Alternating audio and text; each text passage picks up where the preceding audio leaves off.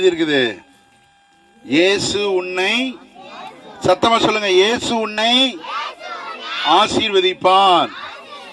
இயேசு உன்னை நேசிக்கிறார். இயேசு உன்னை காண்கிறார். இயேசு உனக்கு சமாதானம் தருவார். இயேசு உன்னோடு இருப்பார். இயேசு அன்பாகவே இருக்கிறார். இயேசு உனக்கு உதவி செய்வார். இயேசு உன்னை வாழ வைப்பார். சரியா? நல்லா கவனிங்க. இயேசு, ஆண்டவராய் இயேசுவிடத்துல ஜெபம் பண்ணும் பொழுது ஆண்டவர் உன்னை ஆசீர்வதிப்பார். சரியா?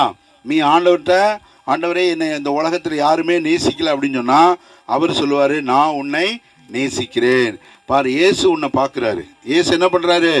நீ பண்ற எல்லாவற்றையும் பார்க்கிறார். நீ செய்த நல்லதையும் பார்க்கிறாரு, நீ செய்யற கெட்டவைகளையும் அவரு பார்க்கிறார். நீ செய்த நல்லவைகளுக்கு உன்னை பாராட்டுவார், கெட்டவைகளுக்கு உனக்கு தண்டனை கொடுப்பார். சரியா? நம்ம எப்போது நல்லது பண்றவங்களாவே இருக்க வேண்டும். இயேசுவினிடத்துல நீ கேட்கும் பொழுது உனக்கு அவர் சமாதானம் தருவார்.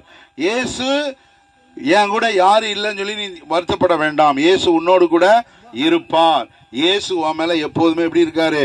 அன்பாகவே இருக்கிறார். உனக்கு உதவி இல்லாத நேரங்களில் இயேசு உனக்கு உதவி செய்வார். இயேசு கிறிஸ்துவை நீ நம்பும் பொழுது அவர் உன்னை வாழ வைப்பார். எல்லாம் ஜோரா காக்காக்களா போடுங்க பார்க்கலாம். சூப்பர். கா கா கா கா கா கா. அடுத்து